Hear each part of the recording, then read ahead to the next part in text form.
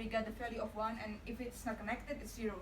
And then the network efficiency, this one is the one of method that require several data, which is we can use the frequency of trips, the transport time or cost of the trips, and the number of OD pairs.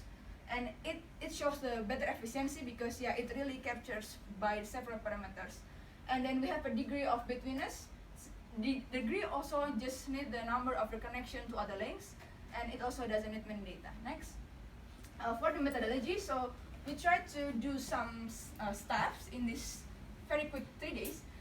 We have a 44 gigabyte AIS data, which is 360 million entries, and then we try to doing the subsetting only East Asia and Southeast Asia. Then we have 27 messages per vessel, per ships. We try to limit it again to only 6 data because this data that will represent our data for the methods. And then we create OD metrics because this data only give us the position of vessel per each time. So there is no data of route, there is no data of which port to which port. So we try to make a programming which if we have one certain vessel stops in like a radius 20 kilometers of the boundaries of port, and which it is stopped in 0 knots velocity, so it is said that it is stopped in that port. So based on that logic, we try to doing the OD metrics. After that, we by the scenario of the Bitung port and Sorong port, we try to set up this hub because this still under government debates between Bitung or Sorong as the eastern hub. So we try to in the end we can give the best estimate by this method, and we simulate 3 scenarios. Then we calculate the efficiency per scenario. So our assumption and the limitation of data, we only use 1 month data because if we use a whole year, maybe we need a supercomputer and it's not for 3 days. So we only limit by the time and also the rank of computer or laptop, and we only subset the geographical scope of East Asia and Southeast Asia, and we only use specified ports. There are 24 main ports of National Port Master Plan, and then the 23 ports of the UNCTAD's Asian ports, which is still under boundaries of East Asia and Southeast Asia. And then the use data from AIS is the position, the velocity of voyage, the timestamp, and then the unique vessel code MMSI. And based on our assumption and programming, we define the stop in port by using the boundary of 20 kilometer radius for each port. Next. So we have 3 scenarios to be assessed. First scenario is the existing, so as it is.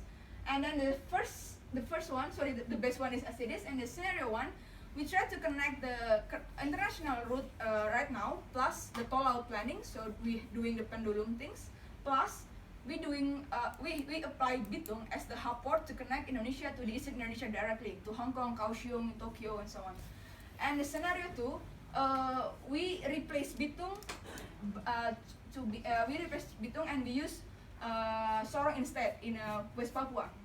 Next. So this is our base scenario. So we can see here that each eastern port that want to export to the other ports still need transshipment, either is Tanjung Perak or Tanjung Priok. So then next we try to improve in the scenario 1 next to doing the toll out plus have a Bitung to directly connected Tokyo, Kaohsiung, Hong Kong, Manila, Cebu, Davao. Next. And then the scenario 2, we put Sorong now become the direct access to the other part of East Asia. Then for data, so we after we decoding the data, like the worldwide data, we get the position of each vessels in 2 days. 2 hours. Oh, 2 hours. 2 hours in whole worldwide. Then only for the visualization. Yeah, only visualization. Next. Then this one is a visualization of the Southeast Asia. So this is Kalimantan, Singapore, Hong Kong, Tokyo, and then we use this one. This 22 ports based on UNCTAD ports. Next. Then we create OD metrics by our program. So this is by port level. We can see that this is Tanjung Pelepas to Singapore was the highest frequency in our system or our boundaries. And here we have Batam to Singapore second, and then next to the other part. Like this one, the very small one, is the eastern part to the other ports here. And then that's the country level, because at first we have Singapore to Tanjung Pelepas.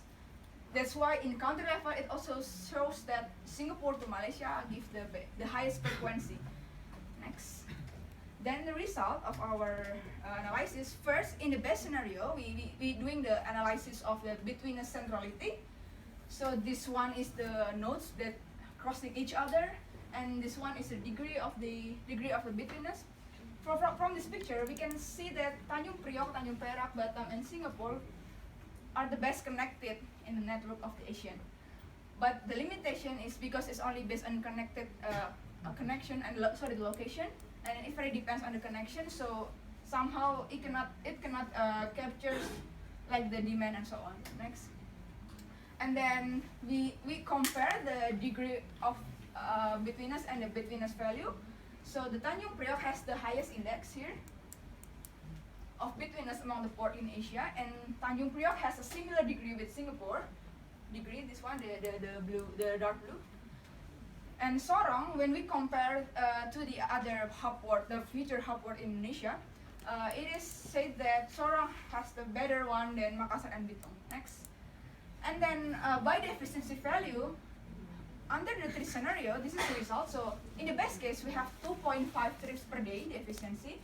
But in scenario 1, when we put Bitung as the hub port and we apply toll out, it increased into 3 trips per day. But when we put Sorong as the hub port, it's decreased from the base 1 and also from scenario 1. So we can say that scenario 1 with Bitung as the hub port in the toll out system and then connected with the other part of Asia is the best efficiency, which is scenario 1. And yeah, maybe the difference is not too much. Now here we can see base case and scenario 1. But in further recommendation, it can say that it can improve and develop industries in Eastern Indonesia. And the limitation depends on the availability of data. I mean, if we don't have cost or time trips, we cannot do these methods. Okay, next. And then this is the betweenness centrality in the country level. So we can see here that Singapore always, the betweenness is very high. And we try to doing in a 3 scenarios. So scenario 1, 2, 3.